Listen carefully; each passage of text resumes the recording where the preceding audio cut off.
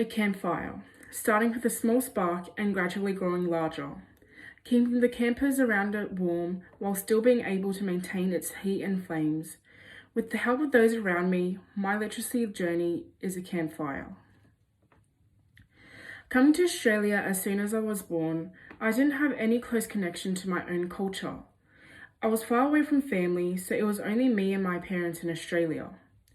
I spent the early years of my life learning the only language my parents spoke to me in, which was Hmong.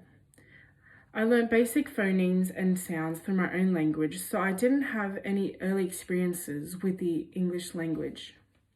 However, like any other typical Australian child, my parents would try to help me academically by sitting with me in bed accompanied by a big picture book.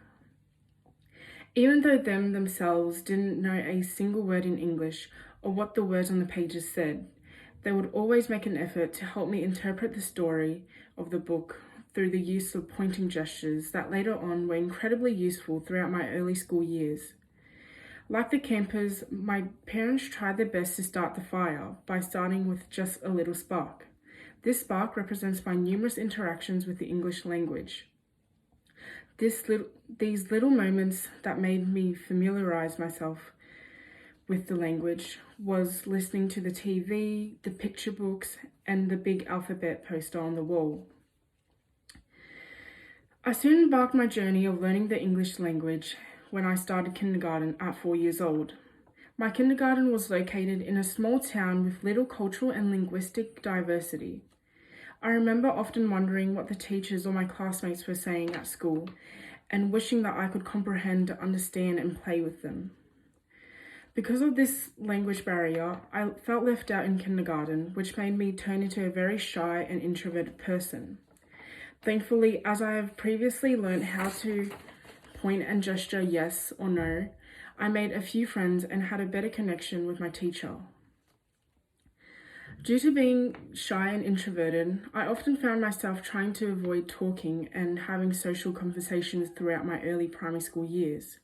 My most recent memory of primary school takes me back to when I had difficulty understanding the simple worksheet, but was too afraid to seek assistance as I was in fear of being looked at as dumb or stupid.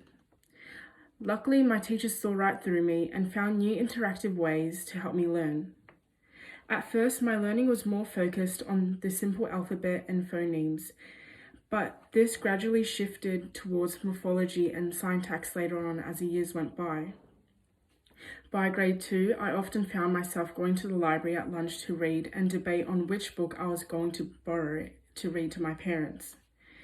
My only goal back then was to always strive to make my parents proud, as they worked hard from their stressing, labour-intensive jobs, just so that I could keep going to school with all the same resources like the other students.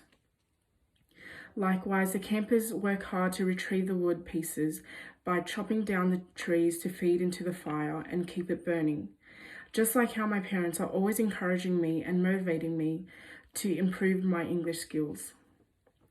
Transitioning from primary school to secondary school caused me to learn many more new skills, such as analysing many forms of text and expanding my vocabulary in many different concepts, such as health, biology, and food technology, which were my main strengths throughout high school. As I grew older, my family also grew bigger. It went from only being me to sharing the house with 6 other kids. As the oldest, I was always dependent on to help my siblings with their homework and academic troubles. I was also in charge of nightly readings with my younger siblings, which made me more fluent with reading in English. I was constantly assisting with educating my siblings on how to read and write, which helped me improve as I recalled many necessary skills and put them to practice by reading aloud with my siblings. Apart from having this crucial role in the family, I was also a translator for my parents and the household.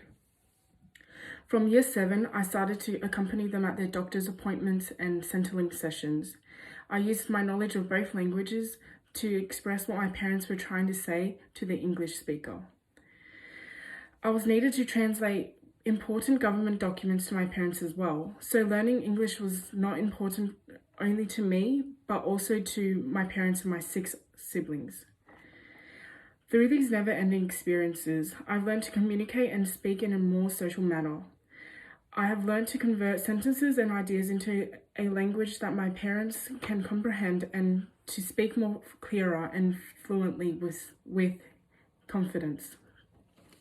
Likewise, the campers are dependent on the fire to keep them warm and feel safe, just like how my family was dependent on me to help them communicate with the others. As I have completed the 12 years of my necessary education, I now move on to tertiary study. I hope to build on my basic knowledge of literacy and the English language.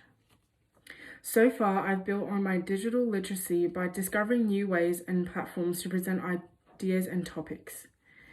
I have learned from peers that I should not avoid proofreading as it is crucial and can help me identify my mistakes such as pronunciation, spelling, and grammatical errors. I've identified that my main strengths in literacy are mainly planning and drafting. Therefore, I seem to have difficulty in executing my ideas on paper. In order to strengthen and improve my flaws in literacy, I aim to include more reading into my leisure time, in addition to completing my compulsory readings for each of my university classes.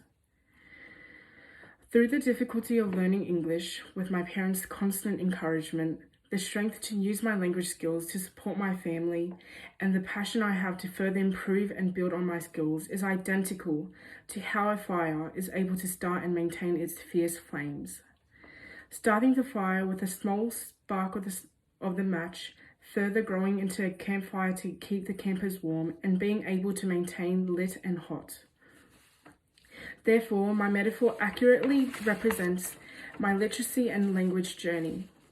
Although it started off with just listening to the background sound of the English language on TV, with continuous support of my family, I will always make sure to improve my skill on this once foreign language. Thank you.